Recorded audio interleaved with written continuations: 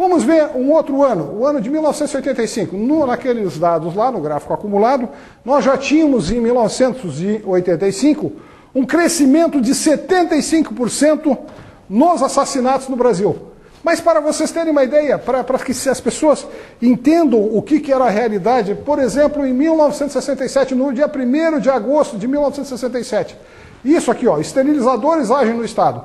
Isso aqui era uma manchete garrafal desse tamanho assim, em 0 hora, aqui de Porto Alegre, esterilizadores agem no Estado. O que prenderam o médico Dr. Antonino Pandolfi? O que o Dr. Antonino Pandolfi estava fazendo? Qual era o crime que ele estava cometendo? Ele estava colocando DIU dentro do seu consultório. Então, isso foi manchete de capa no dia, e no dia seguinte também repicou a mesma matéria, mais um tema sobre esse assunto. Para que se entenda, de um lado, uma mudança do comportamento sexual, mas de outro lado, a utilização dos métodos não havia nem pública e até as privadas, no caso, as ações privadas também eram, de uma certa maneira, boicotadas. Por exemplo, agora, vamos aqui, ó, 1987. Então, nós já tínhamos um crescimento, já tinha dobrado aqueles 11.893 mortes a mais. Ou seja, para que se tenha uma noção, é o equivalente a 4 vezes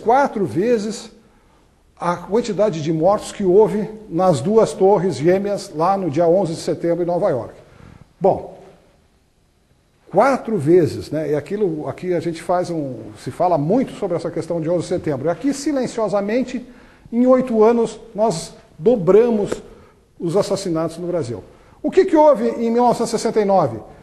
Em 1969 foi o ano que o Pelé fez o 1000º gol, e quando fez o 1000º gol, disse na primeira entrevista à rádio, ele disse assim: cuidem das crianças do Brasil. Ou seja, ele já estava vendo, ele já estava sentindo que aquilo ia explodir. O que houve, por exemplo, em termos internacionais no ano de 1969?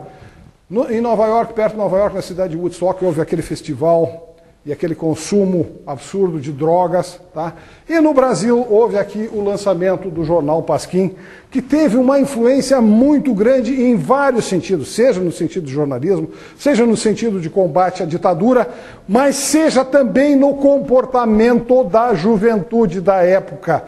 E vejam aqui um jornal, esse jornal, Pasquim, com 400 mil leitores, no dia 13 de novembro de 1969, vejam, numa coluna do Luiz Carlos Maciel, falando sobre drogas, dando dicas sobre como a pessoa deveria se comportar caso fosse ao Rio de Janeiro.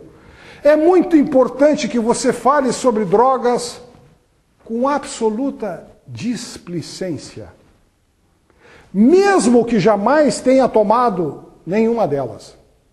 Se já tomou, talvez seja mais difícil conter o entusiasmo, mas aguente firme. E por aí ele vai afora num artigo fazendo apologia das drogas. Ora, então, o Brasil, de um lado, uma paternidade irresponsável, de outro lado, o surgimento da droga como uma coisa glamourizada. E isso foi o que veio para dentro da família brasileira a partir desses anos. O caso que eu gostaria de apresentar, que aconteceu há pouco tempo no Rio de Janeiro, pode-se dizer que é um resumo de tudo isso. Vamos ver. Eu queria dizer à sociedade que nós, pais, não temos culpa disso. E eles cometeram erro? Cometeram. Mas não vai ser justo manter crianças que estão na faculdade, que estão estudando, trabalham, preso. O país está atravessando uma fase de jovens violentos, porque muitos pais estão dando muita liberdade, estão dando muita mordomia e procurando pouco saber da vida que o filho leva fora da porta da tua casa. Então, vamos analisar esses 2 depoimentos. Quem tem mais estudo? Quem tem mais dinheiro? Quem tem mais recursos? O pai desse jovem da classe média. O outro é um simples pedreiro, o pai da empregada doméstica. Mas o pai da empregada doméstica tem a noção exata do que seja a função de pai. Pai é aquele que transmite valores, que diz o que é certo e o que é errado. O outro talvez tenha se preocupado em encher a cabeça do seu filho com cursos de informática, com curso de inglês, mas não disse, ou não educou, ou não transmitiu os valores que não se bate numa mulher, ou não se bate em qualquer pessoa, gratuitamente como foi. E essa alegação de ele dizer, não, mas eu pensei que fosse uma prostituta, mas e se fosse uma prostituta, também não teria dado a ele o direito de bater nessa moça. Isso é o resumo do que a gente quer dizer. Na verdade, o Brasil precisa, para diminuir a criminalidade, precisa de educação, sim, mas ele precisa da educação que se dá em casa, essa educação dos valores, essa educação do por favor, do com licença, do isso é meu, isso não é meu, não me pertence e eu não devo mexer. Essas coisas é que vão nos levar a um Brasil sem grades.